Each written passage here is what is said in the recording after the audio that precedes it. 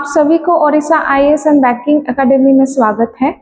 आज हम जो ग्रामर का जो सीरीज पढ़ा रहे हैं उसमें हम लास्ट क्लास में पढ़ा रहे थे टेंस का हमारा ऑलरेडी प्रेजेंट टेंस एंड जो हमारा पास्ट टेंस वो हम ऑलरेडी पढ़ चुके हैं।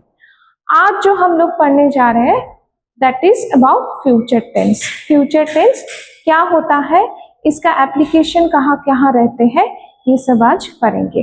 ओके, चलिए शुरू करते हैं।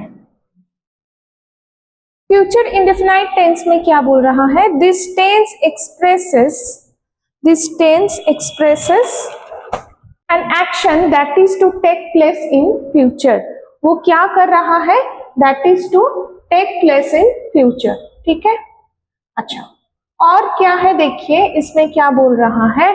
For example soon, shortly, in a few moments, tomorrow, presently, ठीक है, next year, month और week indicate future action. For example, they will come here shortly, Ritu will take examination next month. It should be noted that there are several ways to express future action in English as given below.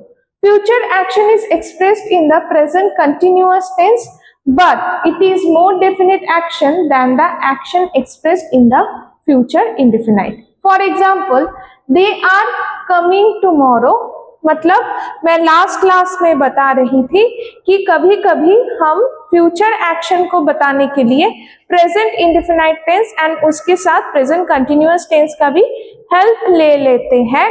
तो वही इधर बता रहे हैं, they are coming tomorrow, we are taking the help of present progressive tense, certain to come. She is marrying soon, certain to marry. Future action is also expressed in the present indefinite tense. Present indefinite tense में भी हमारा future action होता है, that is she arrives from the USA next month. The Prime Minister leaves for Lucknow tomorrow. Ordinarily, shall is used with the first person of the pronoun I and we. Will is used with the second and third persons.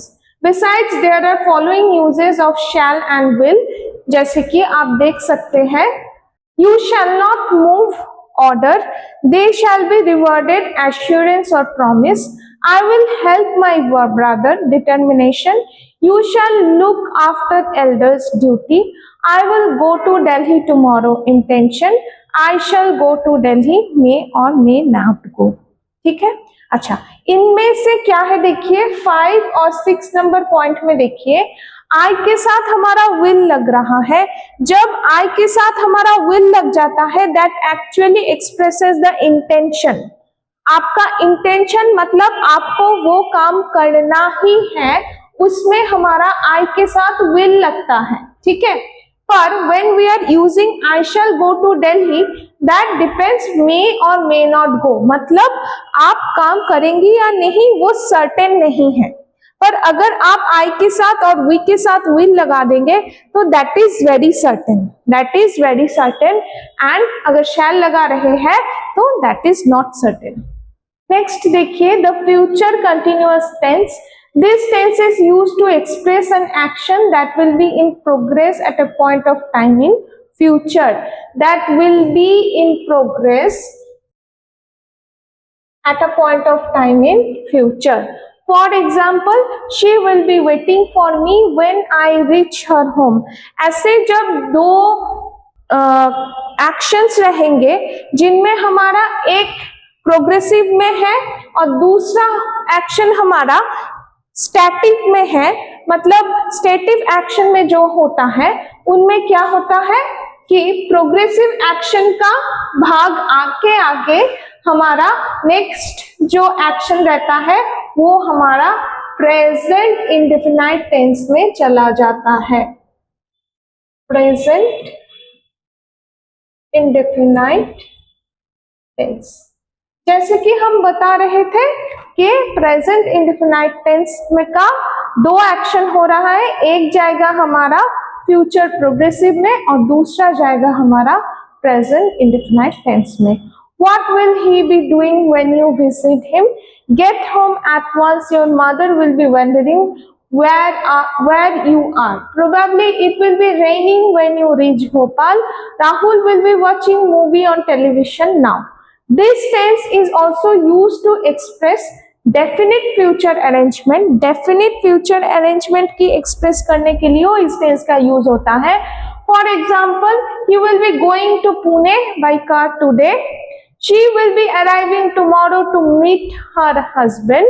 और C का देखिए, as mentioned in the case of the present continuous tense, certain verbs do not admit of progressive action. Refer to such verbs under the present continuous tense section. मतलब हमने जब present progressive tense पढ़े थे तो उधर हम पढ़ रहे थे progressive verb and stative verb. तो ये जो हमारा वर्ब है इसमें प्रोग्रेसिव एक्शन कुछ कुछ वर्ब्स था, जैसे कि बिलोंग, हैव, सी, ये सब जो वर्ब था. माइंड, इसका प्रोग्रेसिव एक्शन फ्यूचर टेंस में भी नहीं यूज होता है. इसका प्रोग्रेसिव एक्शन ये generally as a stative verb होके सभी जगह यूज होते हैं. अच्छा, तो फ्यूचर परफेक्ट टेंस देख लीजिए. This is the last part of the chapter.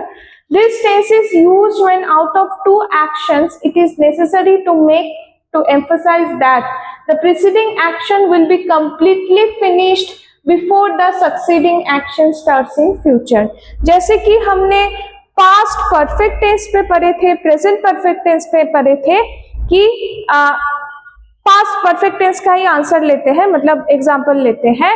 Past perfect tense में हमने पढ़े थे कि हमारा दो एक्शन होता है, तो उनमें से जो हमारा पहला वाला एक्शन है एंड कंप्लीटेड है उसमें हम पास्ट परफेक्ट लगाते हैं, और दूसरा वाला एक्शन में हम जनरली पास्ट इंडेफिनाइट टेंस का यूज करते हैं.